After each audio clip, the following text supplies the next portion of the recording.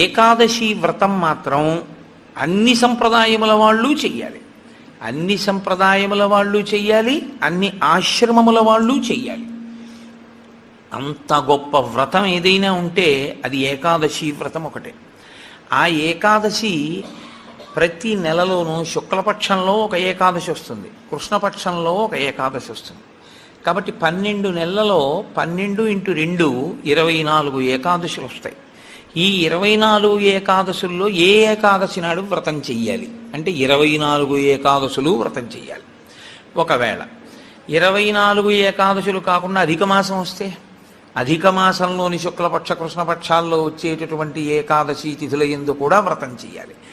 కాబట్టి ఏకాదశి తిథి నాడు చేయవలసినటువంటి వ్రతానికి మాత్రం ఎక్కడా శాస్త్రములలో ఏ ఆశ్రమము వారికి మినహాయింపు లేదు, అందరూ చేయవలసిందే.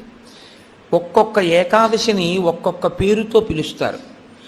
ఉదాహరణకి పుత్రైకేకాదశి అని ఒక ఏకాదశి 24 ఏకాదశుల్లో. కానీ మనకి ప్రత్యేకించి ఈ పుష్యమాసంలో వచ్చేటటువంటి ఏకాదశి ముక్కోటి ఏకాదశి అని పిలుస్తారు. ముక్కోటి ఏకాదశి అని పిలిస్తే దాని వెనక రహస్యం ఏమిటి అసలు?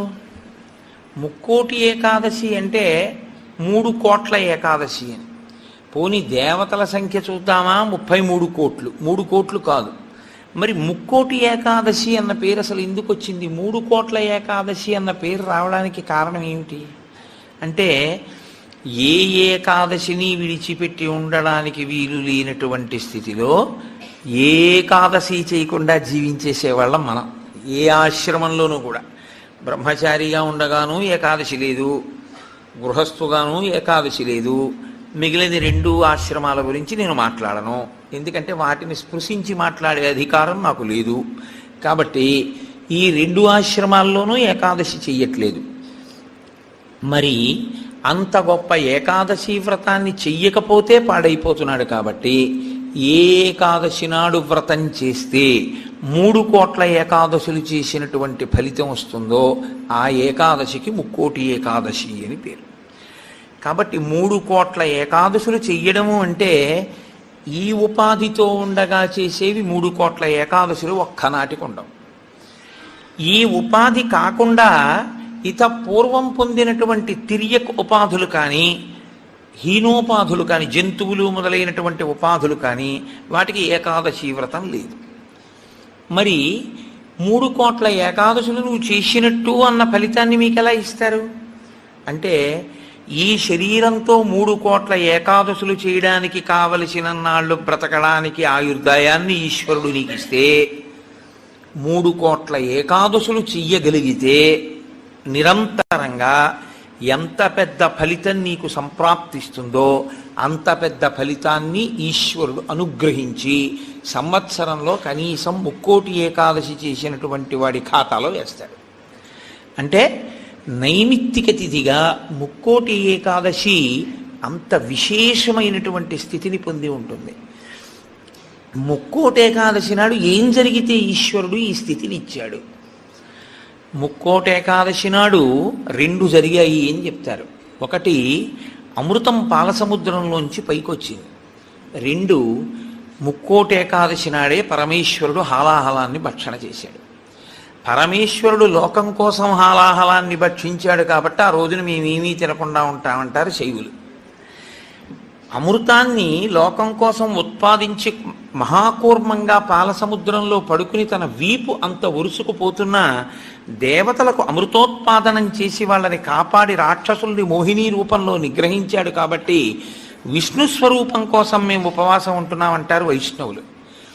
విష్ణువు అంత గొప్ప స్థితిని పొంది దేవతలకి రాక్షసులకి అమృతాన్ని పంచేటప్పుడు రాక్షసులకు చిక్కకుండా దేవతలకి పంచడానికి కావలసిన మోహ పెట్టగలిగినంత సౌందర్యాన్ని అమ్మవారిని ఉపాసన చేసి పంచగలిగాడు. కాబట్టి అమ్మవారు ఈ అదృష్టాన్ని కల్పించింది కాబట్టి మేము ఉపవాసం ఉంటామంటారు శాక్తేయులు. అసలు ఇన్ని కార్యాలు జరిగాయి అంటే ఏ విఘ్నం లేకుండా చేసిన వాడు మా గణపతే కాబట్టి మేము ఈ రోజున ఉపవాసం ఉంటామంటారు గణాపత్యుడు. ముక్కోటి ఏకాదశి నాడు మీరు చెయ్యండి అని చెప్పవలసిన అవసరం లేకుండా అన్ని సంప్రదాయముల వాళ్ళు ఉపవాసం ఉండడానికి కారణం బాహ్యంలో అది.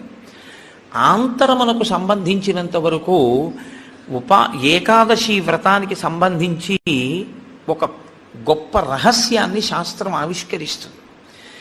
ఈ శరీరాన్ని ఇచ్చుదండంతో పోలుస్తారు. ఇచ్చుదండము అంటే చెరుకు కర్ర.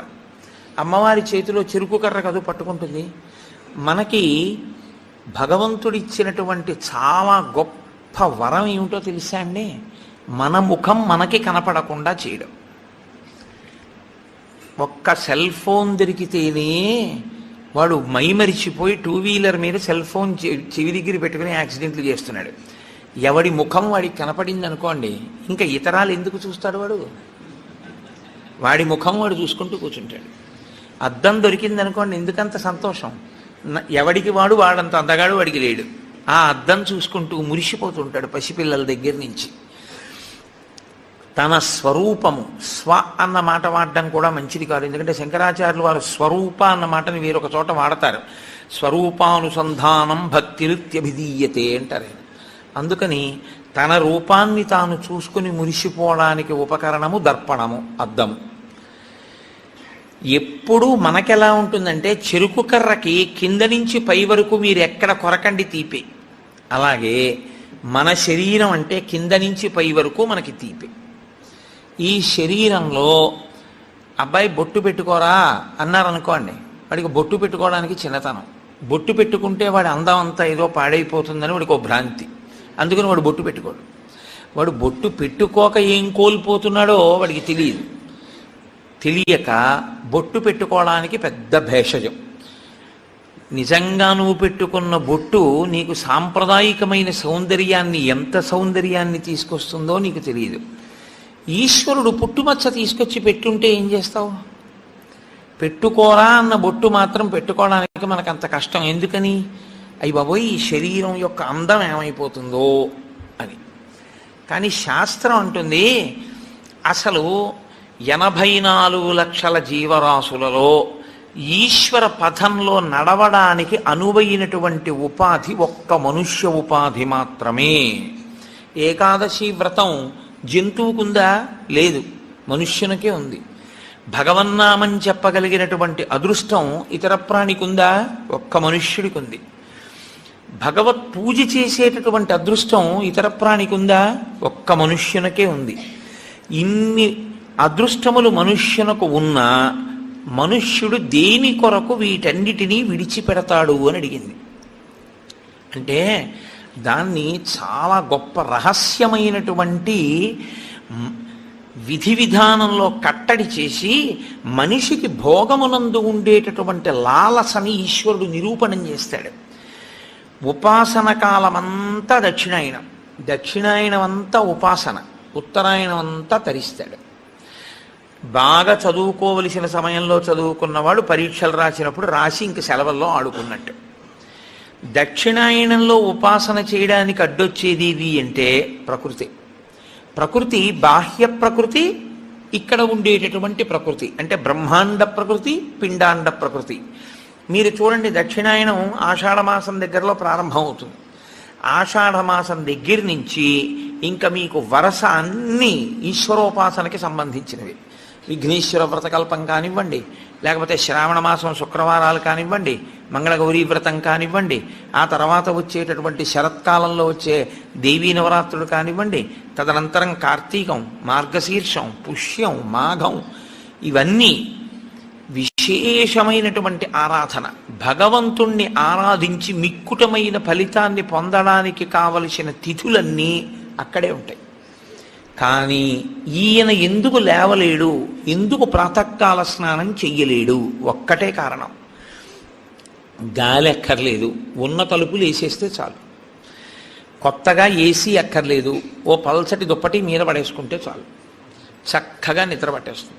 తెల్లవారకట్ట లేవలేడు, సంధ్యావందనం చేయలేడు, కార్తీక సోమవారం నువ్వేమీ చేయక్కర్లేదు, స్నానం చేయలేడు, దేవాలయానికి వెళ్ళలేడు, ఉపవాసం ఉండలేడు. ఎందువల్ల ఉండలేడు అంటే బయట ప్రకృతి దీన్ని సుఖపెట్టడానికి అనువైన రీతిలో ఉంటుంది ఆ కాలం అంతా. ఉండడంలో ఏమవుతుందంటే సుఖలాలసకి అలవాటు పడి దీన్ని కష్టపెట్టడానికి ఇష్టపడడం. కానీ శాస్త్రం అంటుంది నీకు బెల్లం కావాలి, పంచదార కావాలి, చెరుకు కర్ర ఉంటే వస్తాయి, మంచిదే.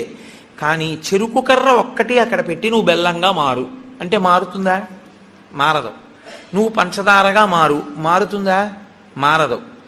కానీ బెల్లం కానీ పంచదార కానీ కావాలి అనుకున్నవాడు చెరుకు కర్రని మరలో పెట్టి తిప్పవలసి ఉంటుంది, తప్పదు. చెరుకు కర్రని మరలో పెట్టి తిప్పితే చెరుకు కర్ర పిప్పి అయిపోతుంది. ఈ మొదల నుంచి ఆ చివరి వరకు పిప్పి చేస్తూ ఇట్నుంచటు తిప్పేస్తే చెరుకు కర్ర అంతా పిప్పి అయిపోయిన తర్వాత అందులో ఉన్న తీయటి రసమంతా కారిపోతుంది.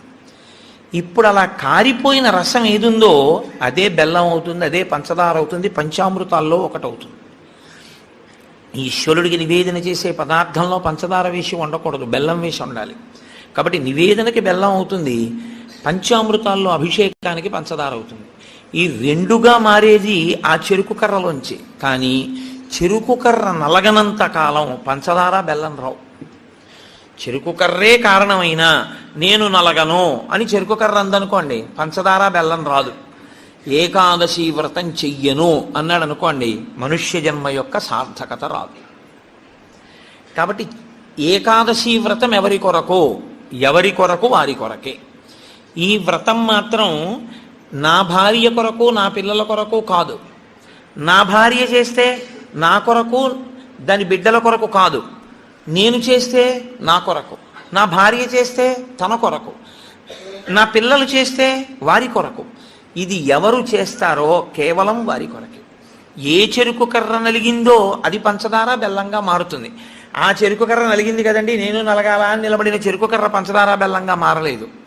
అలాగే ఎవరు శరీరాన్ని ప్రయత్నపూర్వకంగా క్లీశ పెడతారో వారు మాత్రమే ఏకాదశి వ్రతమును చెయ్యగలరు.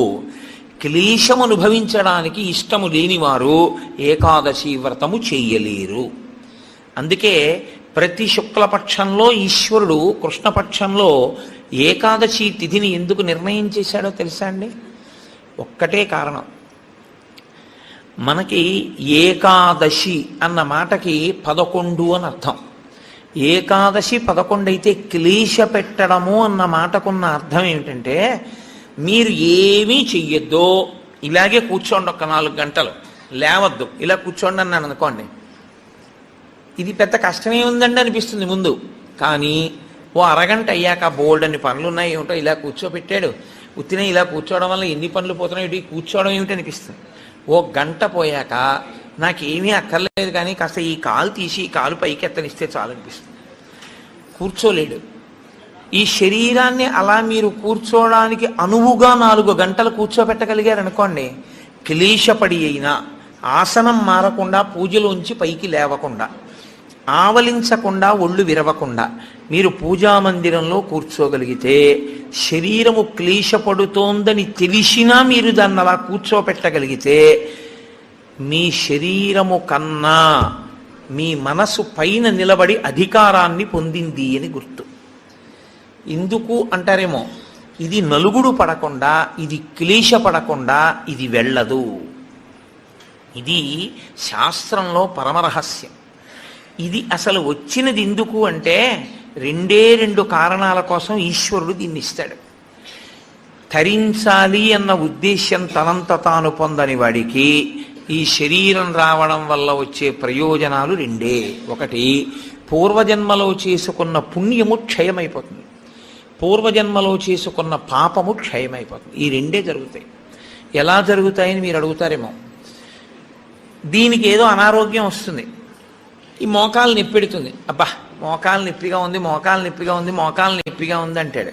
అసలు శరీరం అన్నది లేదనుకోండి, నొప్పిగా ఉందని బాధపడడానికి మీకేముంది? మీరు బాధపడడానికి ఏం లేదు. మీరు బాధపడాలి అంటే మీకు శరీరం ఉండాలి, శరీరం ఉంటే మనసు ఉంటుంది. అప్పుడు మనసు ఎప్పుడు బాధపడుతుంది? నా కూతురు ఏదో బాధపడితే నా మనసు బాధపడుతుంటుంది. నేను చేసుకున్న పాపపుణ్యాలు పోవాలి అంటే ఈ శరీరంతోనే నేను పోగొట్టుకోవాలి. నేను అలా ఓ భవనాన్ని చూపించి ఇది నాదే, ఇది నాదే, ఇది నాదే అంటున్నాను అనుకోండి, నా పుణ్యం పోతూ ఉంటుంది. ఎందుకంటే మీరు ఎంత పొంది ఉన్నారో అంత వలన ఈశ్వరుడు అంత పుణ్యాన్ని క్షయం చేస్తాడు. నీకు ఇంత పుణ్యం చేశావు, అది పోతే ఇదిగో ఇంత నీకుంది అని అధికారం ఇస్తాను, ఇన్ని మాటలు నాదని నువ్వు అనొచ్చు. ఇంత పుణ్యం నీకు పోతే ఇంత సుఖాన్ని నువ్వు అనుభవించవచ్చు.